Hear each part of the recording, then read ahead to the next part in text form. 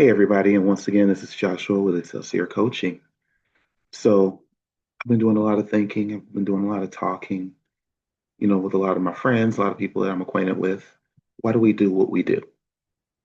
Well, I know why I do what I do.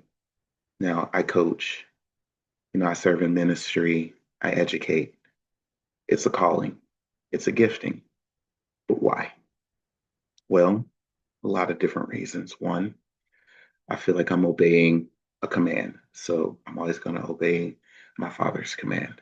And that's, numero uno for me, as well as what I see in life. Now, 5 days a week, 40 hours a week, I work at a school. And out the entirety of the kids in my class, and maybe the entirety of the kids on my floor, very few of them have fathers in their lives. And I see a lot of that impact on them. So, they're argumentative, they don't take responsibility. Some of them are trying to be affiliated with gangs. They have no true direction in life. One of them says he wants to drop out of school and he'll figure it out then. Now, I'm not saying you have to go to college, but you have to have some kind of plan, whether it's college, trade, business, whatever. And, these are teenagers. I get it. But there's a precedent set in their lives and it's a pattern. I have some raised by just their mothers. Their mothers are alcoholics. I have some that, they're in group homes and foster care. Again, no men in their lives. Again, one wants to join a gang. And this kid told me, I have a feeling I'm gonna end up, in prison. And I'm trying to tell him that that's a choice. You don't have to go there. You don't have to end up in prison. You don't have to live your life in a negative fashion. You can choose what route you go. But he's so resolved right now. And, another kid, we don't know all about this background, but you can tell there's zero trust in men, that there was harm there. And, I'm going to run away every time something's hard from a lot of these kids. Some kids' dads are in jail. Multiple have witnessed their dads being murdered. And the heartbreak that goes into that. And that's why I want to work with men. I want men to be able to step up, be able to grow, be able to be strong. I grew up without a dad myself. If it weren't for my big brother, I don't know, how I would be, but I thank God for him. And I know how difficult it can be without that person in your life, without that impact, that example, that positive example, mostly. Now, it doesn't all have to be doom and gloom, of course not, but men don't know how to be men anymore because of the same, guess what? Pattern. They don't know how to lead. They don't know how to be strong. They don't know how to emote.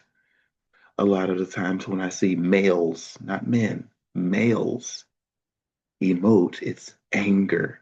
And all of a sudden, I'm going to fight you. I'm going to shoot you. I'm going to stab you. How do we get there? How do we get from 0 to 100 so quickly? All over, oh, he called me this. They're going to think I'm a punk. That's not reality. That's not real. And we have to stop pretending that it is and start taking ownership of our stuff. So, what does it look like to take ownership? It says identifying your emotions, identifying what you're feeling in that moment. But to be able to do that, you have to know what those things are. We're taught to be angry, sometimes happy, and to express sexual desire, but rarely anything beyond that. And that's the scary thing. The incarceration rates are sky high for men. The suicide rates are sky high for men. And then the things that don't get talked about that we know happen. The kids in my class, majority boys, are going through those unspoken things or have gone through those things. They've told me, they've told their counselors, they've told other teachers that they're struggling inside, that they're scared inside. And I know this fake facade of I'm tough, I'm strong, I can beat anybody. I know it's a bunch of bull malarkey, but that's their survival. So as men, we got to step up. As men, we have to do better. And before anyone says, oh, but you're not doing anything, bet. Not only am I there trying to, shine a light in those dark places, there are kids in my home that I'm raising that aren't mine, not biologically anyway, but I love them as if they were. I try my best to lead by example in whatever I do. God said that we need to love the widows and the orphans. That is true religion. Nothing is easy in this life, and we have to stop being afraid. Now, man, I'm speaking directly to you. We have to put fear behind us. We have to stop pretending things are okay, that we can handle everything. And we need to start asking for help. We need to start acknowledging that things aren't always so easy. It's okay when things aren't easy, but we can do something about it if we stop, you know, bull crapping everywhere. I've met some of the best fathers that have been in my life that have led by example, even for me. They were either not a ton older than me or were, but I sat on the periphery. Sometimes I got in there and I got to experience it. One man in particular has three boys of his own, all my age. I just slid in there and suddenly he has four sons. He comes home and I'm eating his food. It was hilarious. And he'd tell you to this day how fun it was, how awesome it was. He's able to discipline me like he would discipline his kids. He would talk to me like he would talk to his kids. And I craved that. I needed it. Just like these young kids need you, the ones that you're biologically responsible for. Even the adult ones, they still need their parents. They still need that guidance and that experience.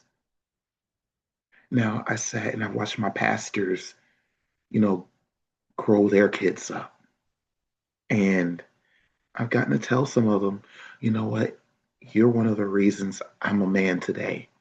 You're one of the reasons that I do the things I do today because I've gotten to watch you grow and prosper and lead. Even when you do the wrong things, I've watched you apologize for it. I've watched you discipline. I've heard the words you said, and I'm learning from that. And I appreciate it. Now, in truth, not everyone has those examples readily available. I am blessed to be able to have those examples. But it's not an excuse. Go get a book or do you know what you can do? Get some coaching. There are guys out there like me who can help you with that and more. Hey, I want to be a great husband. I want to do these things. Guess what? I work with that. I want to be a good parent. Guess what? I want to learn how to be a man, a real man. I call myself a man, but I don't feel like a man. I don't know what that really means to be a man. Guess what?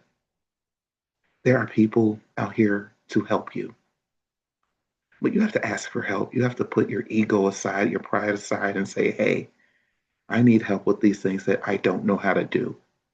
Because who does it serve to pretend that you know everything? Now, I ask for help all the time. Hey, big bro, what's this? I don't understand how that works. Let me show you. Hey, uncle, what about this thing? How do you fix it? Guess what? I don't have enough ego to act like I know it because I don't. Now, I'm working on that even with my children to say, if you need help, ask for help. Don't do the stupid thing and get it wrong because you were prideful. When you need help, go for it. Yes, I encourage trial and error. I encourage you to fail. But I also encourage you to seek the help you need the guidance you need as well. Now, when I really need guidance, when I don't even need guidance, when I need everything, when I need to breathe, that's where my prayer comes in. That's where my fasting comes in.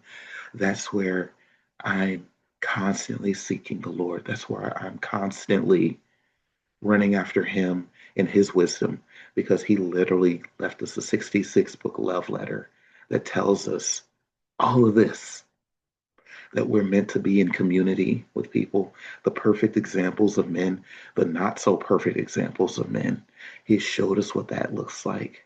He showed us what masculinity looks like, because I don't know if you know this, but there's no such thing as toxic masculinity. That's just toxic people doing toxic things. And it's okay if we admit that, even as the ladies, maybe watching this or discussing it. Sometimes it's just the same thing. Look at it, examine it. It's all just toxicity. Poison spreads. And it can look like masculinity or it can look like femininity. Ask for help in noticing that, recognizing it, and eliminating it. One of the things I know men struggle with is, I'm sorry. I'm sorry I said the thing. I'm sorry that I did the thing. I'm sorry that I didn't do the thing. I forgot, whatever. I'm sorry. We struggle with that. We struggle with remorse and apologies. That has to die. That has to go away in order to grow. That has to go away in order to succeed and do better. Otherwise, what are we doing? I hope for everyone's sake that we can make those changes. Men, we need to do better. We need to go out and do better. We need to go in and do better. We need to be better husbands. We need to be better fathers. We need to ask for help. We need to seek it out and stop expecting it to drop in our laps, because let's be honest, that's crap. I know you can do better. I know I can do better. I am so bad at it, even right now, but I'm trying. And one day, maybe, hopefully, I'll get better at it. But we gotta, we gotta do better. It's like being an athlete. You're not, you're not Joe Burrow day one. Sometimes you're just this high school kid who can barely throw a pass, and you have to get better. You have to lift those weights. You have to get your mechanics down. You have to understand everything, the nuances. So guess what? You'll get there. You can get there if you work at it, if you get the coaching, the training that's needed for it. And before you write it off, it's really important for growth. If you call yourself a man, then I challenge you to seek that out and dive in with courageousness. What do you have to lose other than a few hours of your time? If you feel like this person isn't working out, try someone else. Guess what? Trial and error can help. Ask questions up front about what you need, what you're looking for. Hey, I want to work on these things. Can you help me with that? Yeah, I think I can. Or no, I don't. That's not really in my wheelhouse. But I know somebody who can do that. We have to have some courage in this stuff. We have to walk in a little bit of faith that we can do this stuff. I know it's not always the easiest thing, but it gets there. A little story about, raising that man up. My 4-year-old, he fed himself and his brother last week. He's watched me, he's heard me as I've preached and as I've led with keep it simple. So he's 4. He went up onto the refrigerator, the top of the refrigerator, got down cereal, put it in bowls after he ripped it open, of course, cleaned his mess up, got the milk out, everything to feed him and his brother. Then he and I are in the basement. We're looking for something, a toy of his. He picks up, just a little bar. It has 30 pounds on it. He straight up deadlifts a bar. Now, I didn't teach him that,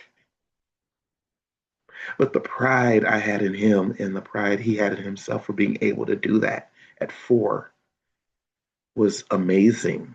Now, this kid is strong. He's big. He's tall. He's athletic already. And he's smart. He didn't try to do anything that was going to hurt himself. He said, look, picked it up. It was awesome. But the encouragement that was there, that that's more another opportunity to foster that, to grow that and nurture it. And, who knows what that'll turn into. Personally, I got plans on maybe he and his brother playing for the Reds or the Bengals or both. But wherever the Lord takes them. But I also know he loves that approval, the positive reinforcement of you got the food and you fed you and your brother. Awesome. You are lifting that weight. Awesome. You did really good in school today. Awesome. Keep going. I'm so proud of you. And then he wanted a sleepover. So he and his brother were, they're getting ready for bed. I had some work to do. I come downstairs. He's made a bed for me. He made the bed. He was so proud of himself. I was proud of him, almost in tears of pride. And I love that for him. I love how hard he worked. And he is seeing the fruits of his labor. Now, when he can't do something, he does ask for help. A little whiny, but he asks for help. And I foster that and I love that and I appreciate that. And I tell him that. Good job, my man. Good job, my big dude. Keep going. Keep fighting. Keep trying. Practice a little martial arts. He's getting it. They both are. They're just because I'm getting to lead them and I'm blessed to be able to do that. And I encourage every man to do that, whether it's volunteering or with your own kids or your nieces and nephews. Do it. Go forth and do those things. You know, the reward speaks for itself. Now, that's all I got for today. I pray that, you go out, you do the thing. I'm Joshua. Have a blessed one.